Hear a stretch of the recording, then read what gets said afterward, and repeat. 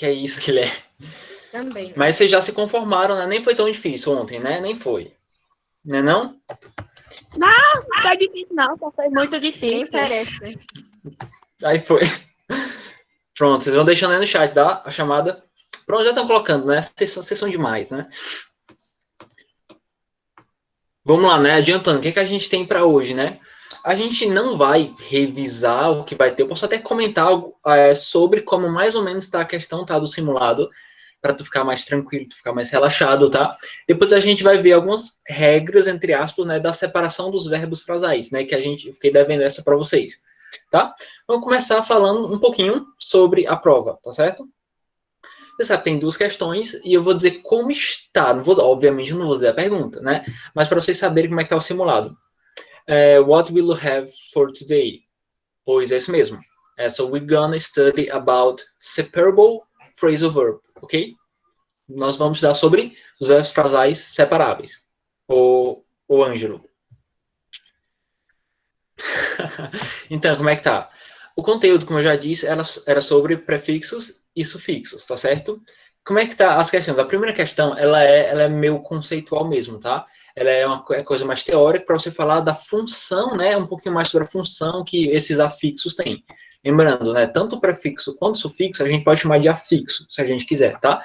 Mas é a função deles, né? Para que a gente serve? Quer dizer, para que eles servem, né? Para que a gente usa eles? A gente comentou muito sobre isso, tá? Não vou dar resposta, tá? Mas tem muito a ver com a utilidade deles para a língua inglesa, né? A importância deles, tá certo? E a outra, ela está muito relacionada com a atividade que a gente fez no livro, né? Que era para a gente pegar a palavra e a gente decompor ela, certo? A gente identificar o que a gente chama de root, que eu até vou colocar no chat de novo. Root, é só a gente lembrar que root quer dizer raiz, né? Pronto, root quer dizer raiz, e para você depois identificar o prefixo e o sufixo, certo? Então, né, a gente fez uma atividade dessa no livro. E sim, tá? Inglês é mais fácil que francês, tá? Gramaticalmente falando, francês é muito mais complicado, tá bom?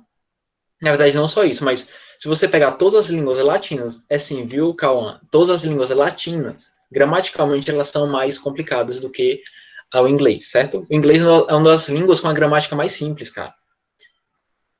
Uma das gramáticas mais Eu simples que tava existe. vendo um post no TikTok que tava mostrando a gramática, a diferença da gramática do português e do inglês, que era de um verbo, acho que era do verbo fazer, era do Sim, verbo fazer. Nossa, tinha muito mais no português, tipo, tinha um negócio gigante, em inglês isso, tinha você muito tem assim, pouco. em inglês você tem que o quê? Tipo, 3 conjugações. Aí agora quando tu vai pro português, por exemplo, pro francês, pro espanhol, tu vai ter umas 30 conjugações pro mesmo verbo, né? Cada verbo é conjugado em uma pessoa diferente. Em inglês, não. Se você pegar, por exemplo, você só tem uma conjugação que é na terceira pessoa. E só, por exemplo, o verbo, deixa eu pegar aqui um verbo super simples, o verbo jogar. Beleza. I play, you play, he plays. Ó, muda só no he e no she. He plays, she plays, it plays, we play, you play de novo e they play. Ou seja, o verbo nem foi conjugado, ele só foi conjugado na terceira pessoa. Agora em português não, eu jogo, tu jogas, ele joga, nós jogamos.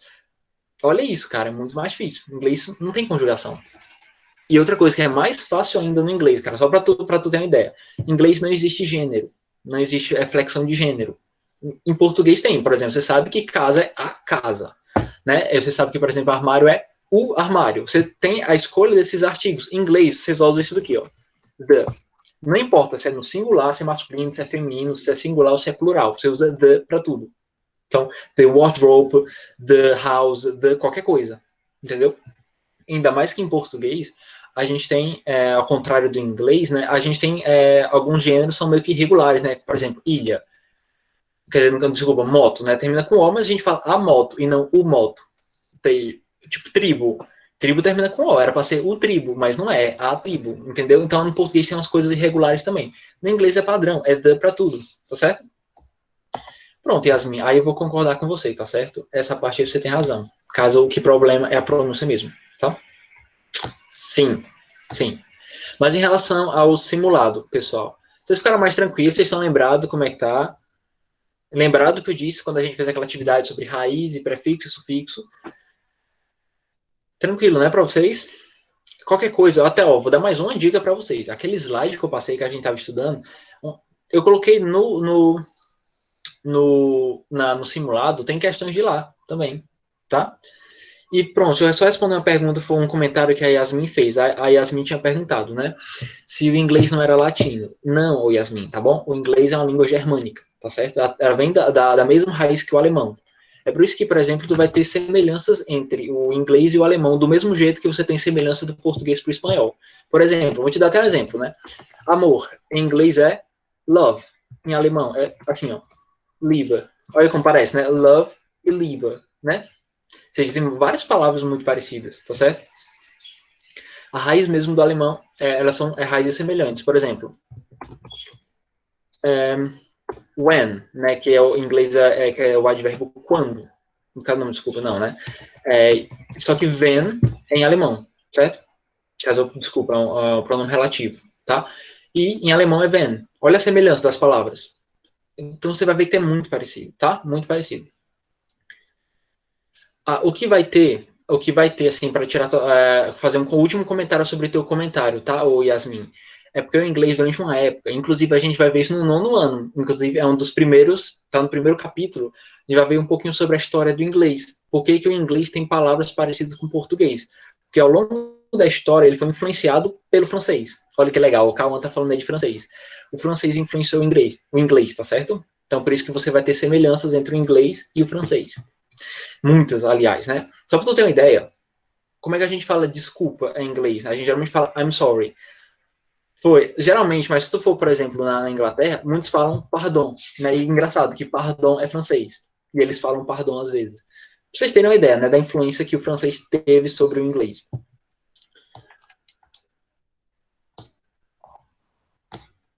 Pois é, esse calma é orgulho, né? Pessoal, vamos lá, tá? Eu vou apresentar uma tela. Pronto, ô Maria Clara, foi isso que eu acabei de falar, tá? Vai ser prefixos e sufixos. Você vai decompor as palavras, tudo bem? Naquele mesmo estilo que a gente fez lá na questão do livro. Eu vou aqui apresentar a tela para vocês para a gente finalizar, né, a nossa explicação sobre os verbos frasais, certo? Não tem revisão porque não precisa, né? Professor, você vai cair eles na prova? Prefixos e sufixos, tá? Porque verbos frasais é desse capítulo agora, e desse capítulo agora eu já tinha mandado, no caso, as questões antes da gente chegar nesse conteúdo, então nem teria como entrar. No caso, é só prefixo e sufixo? Exatamente. Tudo baseado naquele slide lá que eu passei. Pronto, vamos lá, né? Vamos para as nossas considerações finais. Pessoal, eu continuo sem meu PowerPoint, tá? Tô com problemas na licença dele, mas eu tô usando só o Word mesmo, tá? E desculpa, só me confirma uma coisa. Aquelas anotações da aula passada, eu postei no Google Sala de Aula, na verdade. Eu postei para todo mundo. Vocês receberam? Eu vi. Deixa eu ver. Pronto. É porque como era no Word, eu talvez não tivesse postado.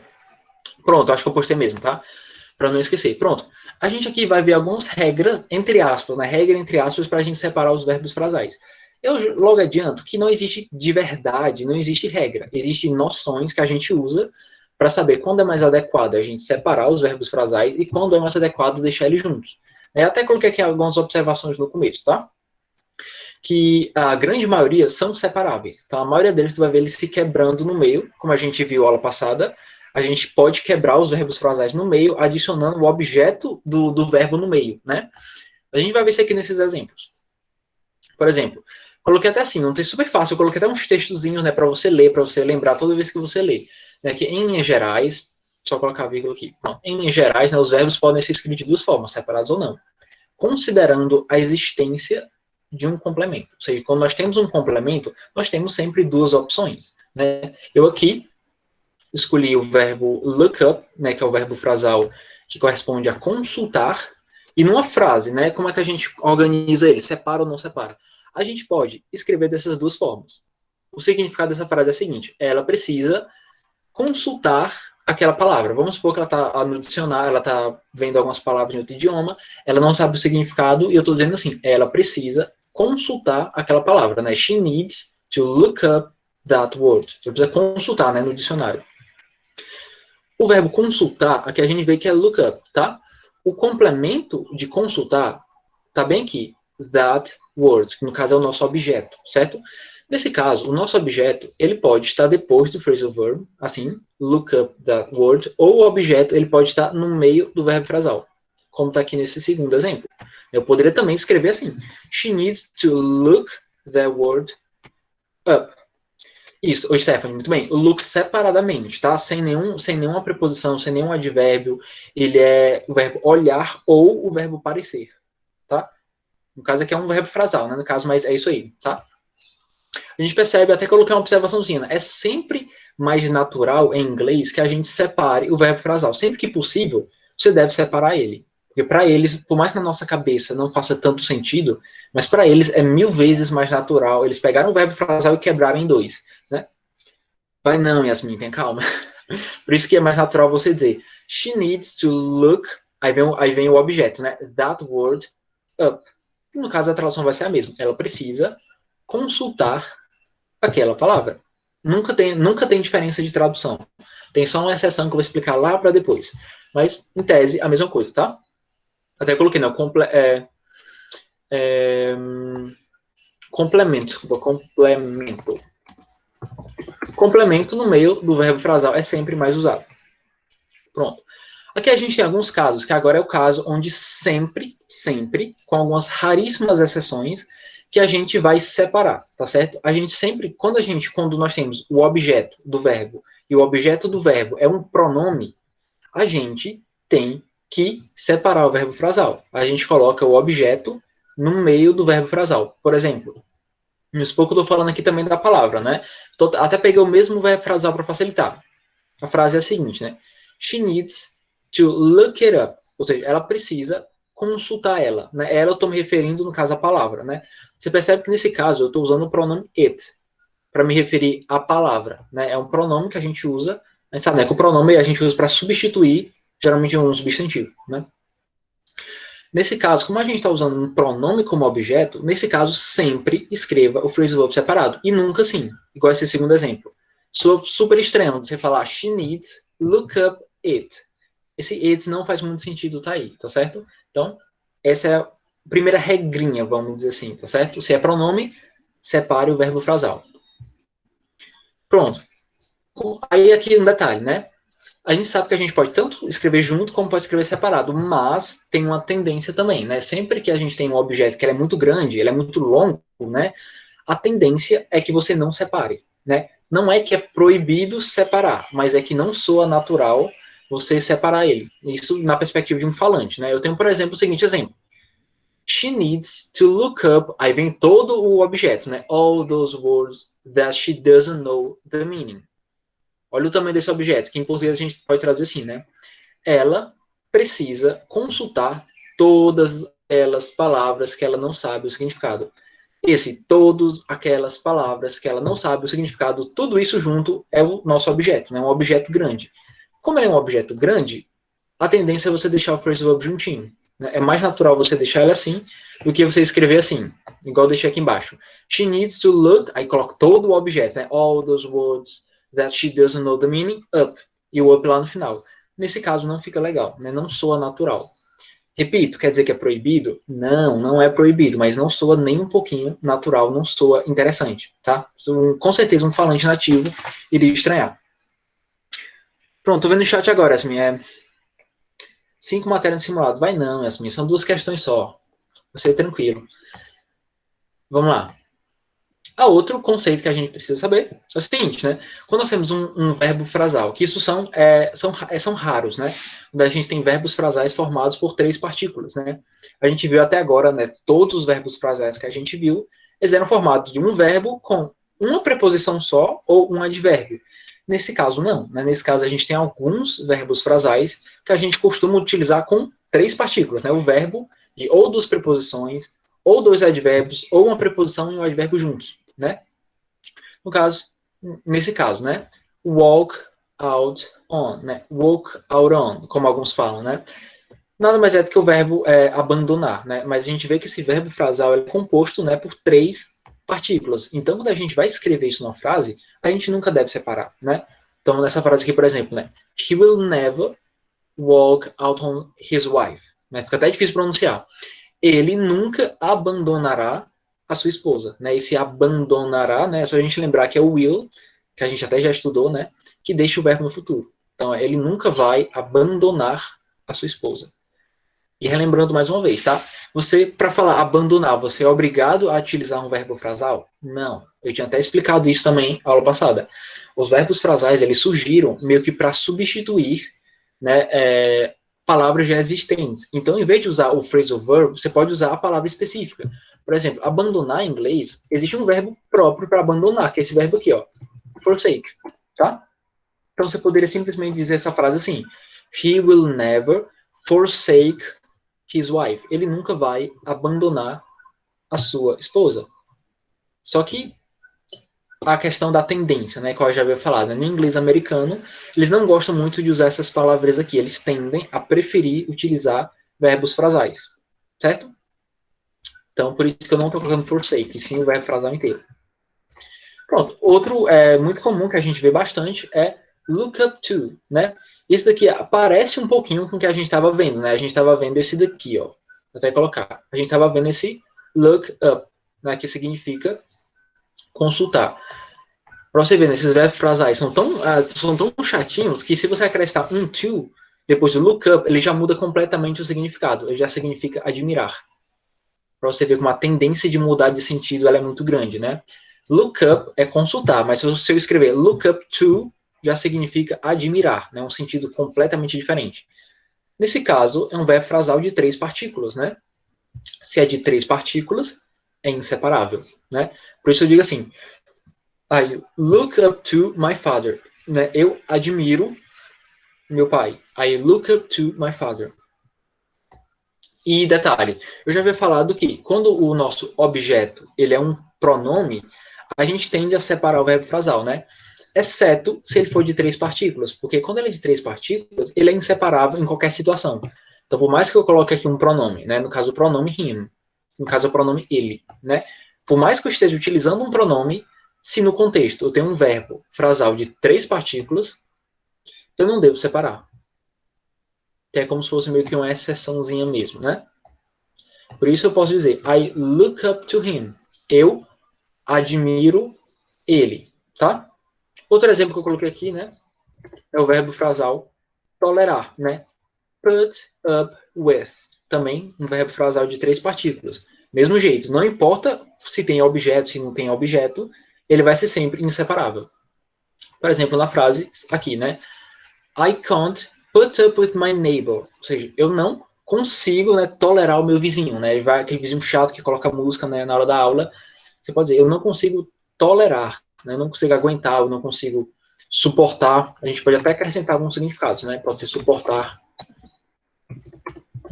Eu não consigo suportar, tolerar, aguentar, vamos colocar aguentar. Tudo que dá esse sentido. Pronto, isso aqui é o de 3 partículas, certo? E aqui a gente tem alguns, né, mais uns phrasal verbs inseparáveis, né, que eles são de 2 partículas, né, que é questão de não tem regra também, não é uma coisa que, ó, tem uma regra gramatical no manual falando isso, mas nos falantes, né, no contexto da língua inglesa, esses aqui, tem outros também, claro, eu peguei os mais comuns, eles, por mais que sejam 2 partículas, eles vão ser sempre inseparáveis, né, não importa qual seja o objeto, não importa se tem pronome, eles são sempre inseparáveis, certo? Run into, que quer dizer deparar-se, came across, que quer dizer basicamente a mesma coisa, né? A gente pode falar come across também no tempo do presente. Look for, que é procurar. Tá? Essa aqui é só uma observação. E a última observação que eu tenho para fazer, tá? Mas antes de eu fazer essa observação, até agora, pessoal, ficou claro? Até aqui, tudo bem? Vai dizendo aí no chat. Tá dando para entender? Sim, Yasmin. Tranquilo, tá? Então vamos para frente, né?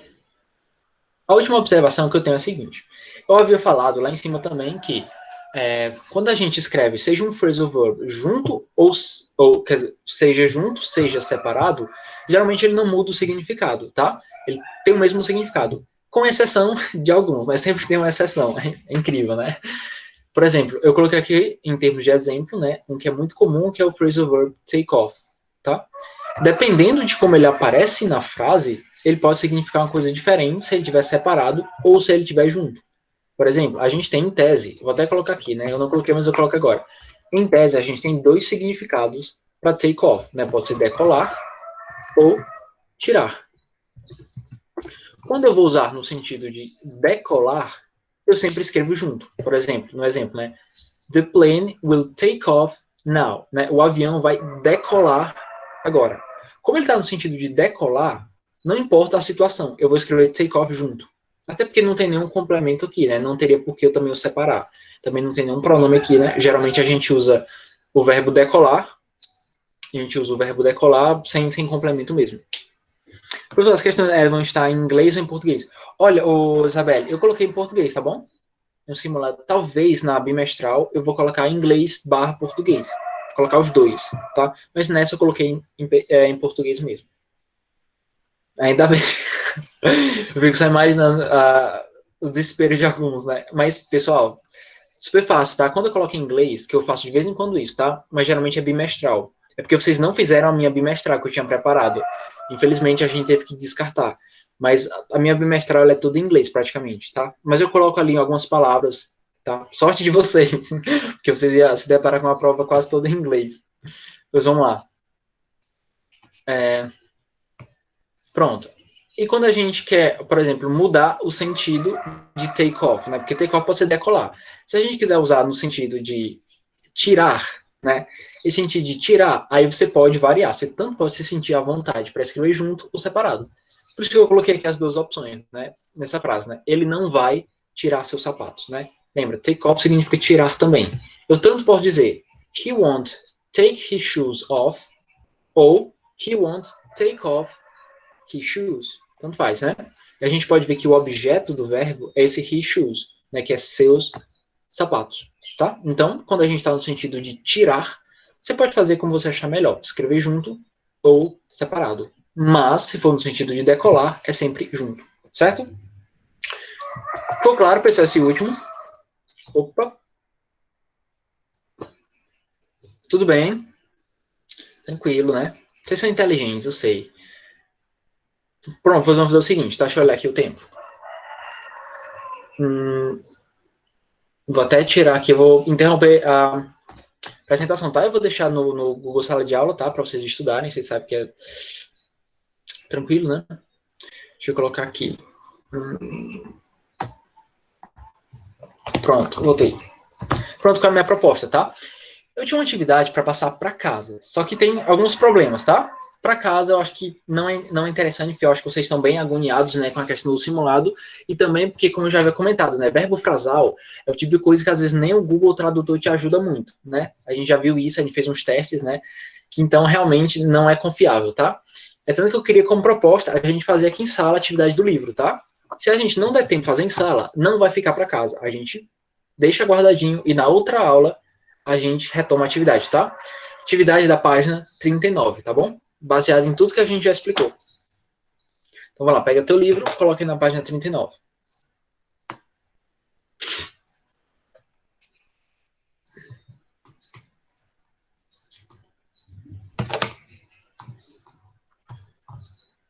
Então, temos 20 pessoas. Vamos lá. O que diz na nossa página 39, né? A gente tem esse tópico de practice, né? E ele simplesmente diz o seguinte, ele quer que a gente complete, né? Que a gente complete com alguns verbos frasais. E ele dá pra gente o seguinte, ele dá alguns verbos, que eu vou traduzir eles para vocês, tá? Inclusive, você pode fazer uma setinha, tá? Para ajudar na anotação. E ele dá também algumas preposições, para que a gente meio que combine eles, tá?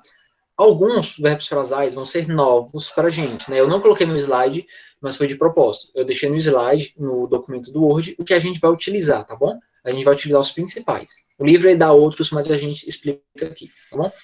Diz assim, né? Use os verbos a seguir. No caso, o primeiro verbo, a gente tem o verbo believe, tá? O verbo believe. Você pode colocar a tradução aí, se você sabe, né? Believe é o verbo acreditar, né? O verbo acreditar, o verbo crer. Depois, a gente tem o verbo feel. Alguém sabe o que é feel? Alguém chuta? O que significa feel? Sentir. Não, Stephanie. Mas foi bom o chute. Foi bom o teu chute, tá? Não. Vou até colocar como é o verbo sentir em inglês, para tu ver como é parecido. O verbo sentir é assim, Stephanie. Ah, esse teclado aqui. Sentir. Assim, feel, tá? Sentir, isso. Mas no caso a gente escreve com 2 E e um L. Feel é sentir. Esse feel é com I e é 2 L's. Então, nesse caso, boa, viu, Guilherme? Tem nesse sentido de preencher, tá? De encher, na verdade. Não é nem preencher, é encher. Preencher já é uma variação, mas é o sentido de encher. Então, vamos lá. Você pode colocar aí na tradução de fill, é encher. O próximo é o verbo get, tá? O verbo get é aquele verbo do inglês que é o verbo coringa, né? Que a gente fala, né? Ele tem vários significados, ele tem várias traduções. A gente pode colocar algumas, tá aí, tá? Você coloca uma setinha, anote algumas traduções, né? Ele pode ser o verbo adquirir, né? Adquirir ou obter. Ele também pode ser o verbo ter. Ele pode ser o verbo tornar-se.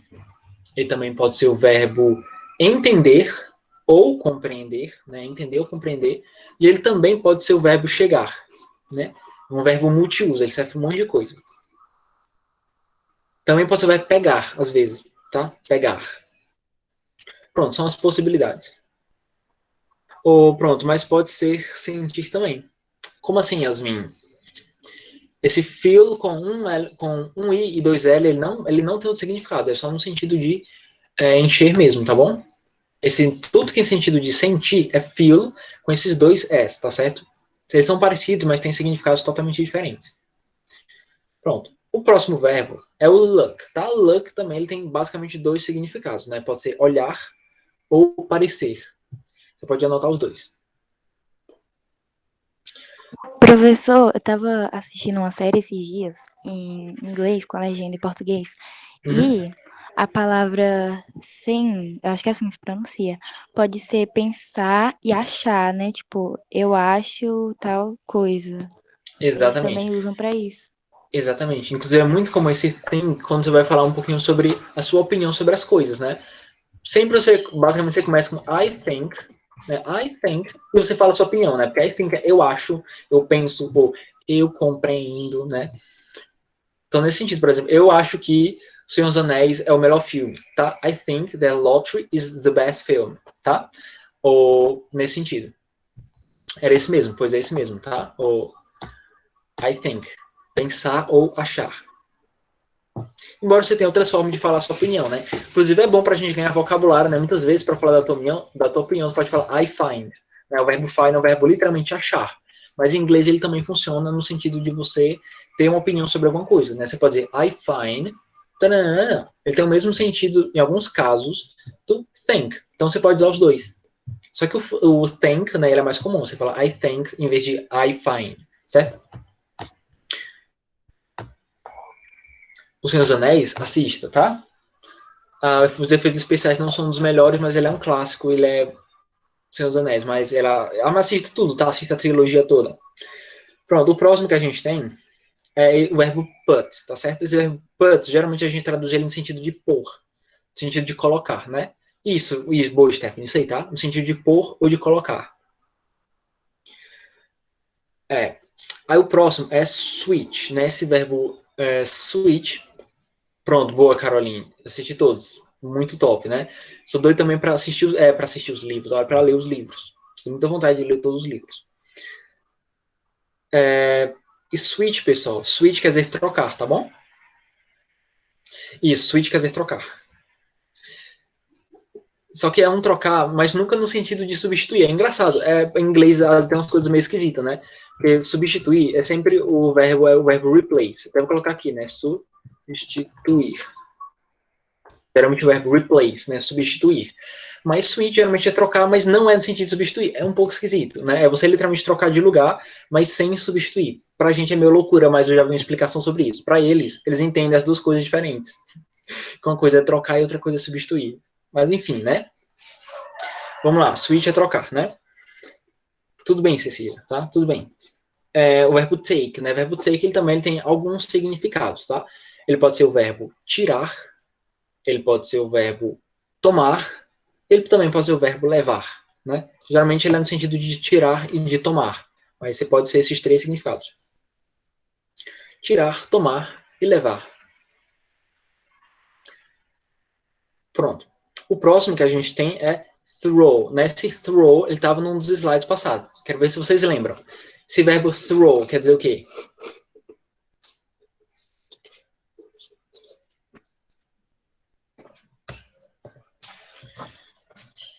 Pois é. Vou dar um exemplo, eu vou dar um contexto aqui, tá? Don't throw the trash on the street. Não vou nem traduzir para português, tá? Don't throw the trash on the street. E aí, pelo contexto, você acha que é o quê? Inclusive, eu dei esse exemplo, né? Boa, Stephanie, é isso aí. É jogar. Jogar no sentido de arremessar, né? Arremessar. Por isso que eu usei a frase, né? Não jogue o lixo na rua, né? Don't trash, quer dizer, don't throw the trash on the street. Pronto, vamos lá, vamos pro próximo, né? A gente tem o verbo turn, tá certo? O verbo turn, ele geralmente é o sentido de virar, tá? Virar. Literalmente virar de posição, né? Turn right, vira para a direita. Turn left, vira para a esquerda, nessa ideia. E a gente tem o último, né? Que é o verbo try, que é um verbo muito útil, né? Que é o verbo tentar. Muito bem, Stephanie, é o verbo tentar, tá? Muitas vezes pode ser o verbo experimentar. Dá para colocar no sentido de experimentar também, né? Não só tentar fazer uma ação, mas de experimentar uma roupa. Muitas vezes está no sentido de experimentar também, né? So, try on to use one shirt. Né? Tente experimentar, né? Ou seja, experimente uma blusa, por exemplo. Se eu quisesse falar isso, né? Poderia falar assim. Exatamente. Né? Stephanie, fluente demais essa menina, cara.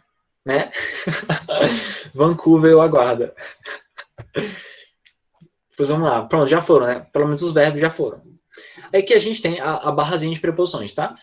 A barra de preposições, aqui não vai ser nem relevante a gente traduzir, porque a gente aprendeu que as preposições, quando a gente está falando de verbos frasais, elas não necessariamente têm uma tradução, tá certo? Elas estão ali só para modificar o sentido do verbo. Então, traduzir essas preposições simplesmente não vai fazer diferença nenhuma para sua vida, e nenhuma diferença para você entender phrasal verb, tá?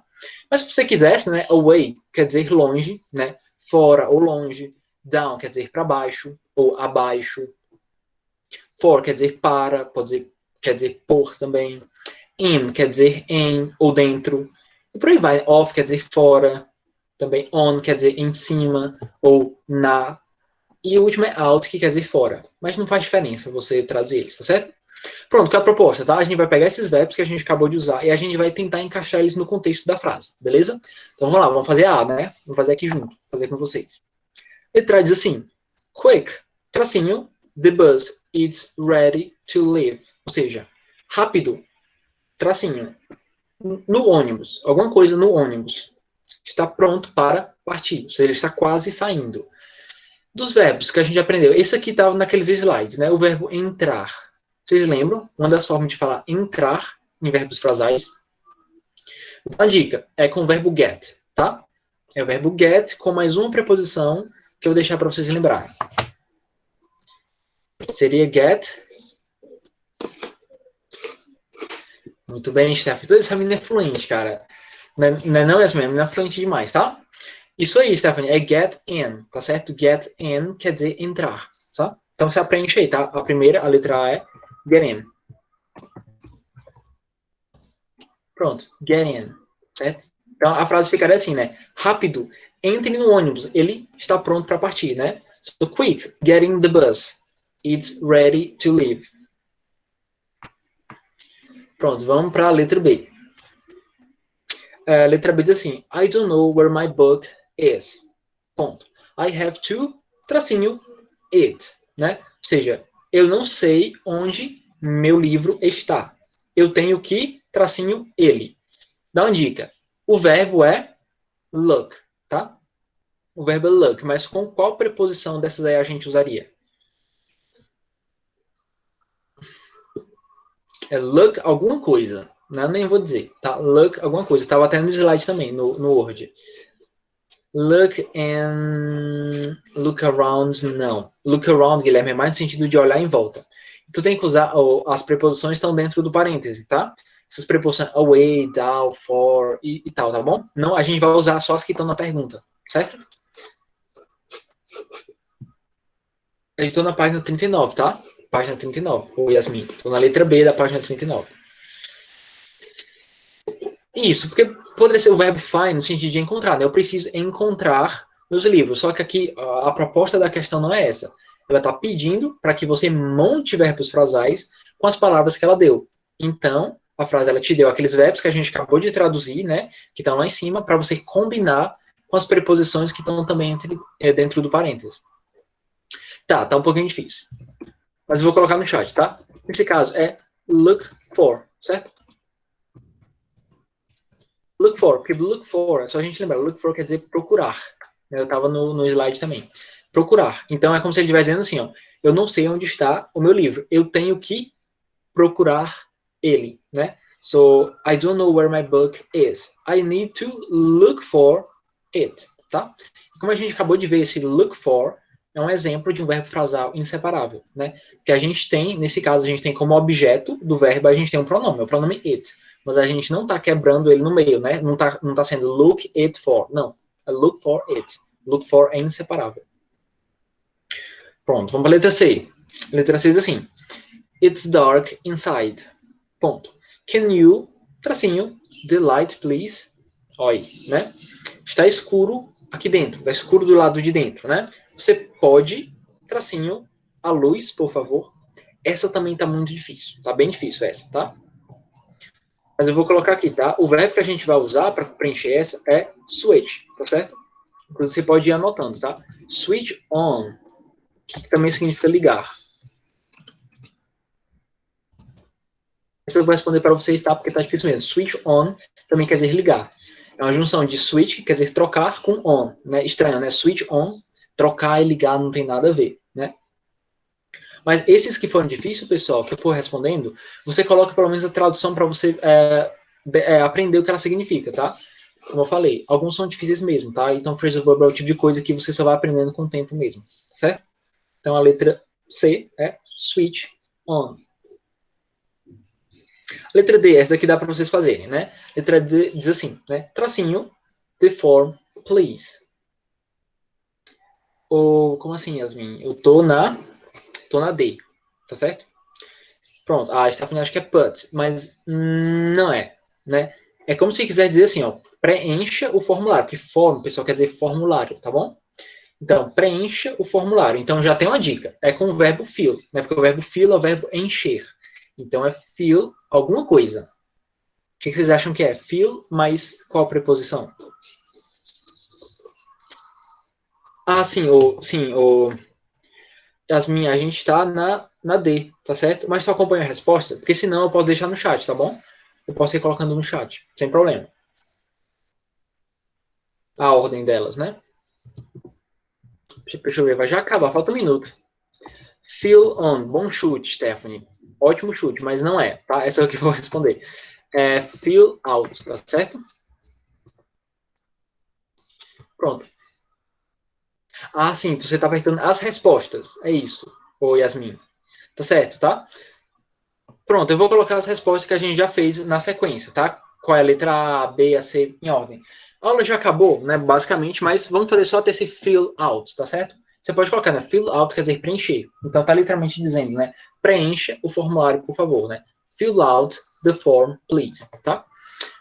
Pronto, quem quiser já ir saindo, tá? Não tem problema, você pode, tá certo? Fica só Yasmin, porque eu vou passar as respostas, né? Quem quiser pegar as respostas, eu vou colocar na ordem. Quem já fez, já pode aproveitar, tá certo? Verdade, é o simulado. Calma, pessoal. Pronto. Agora eu vou para B. A B ficou look for. A C.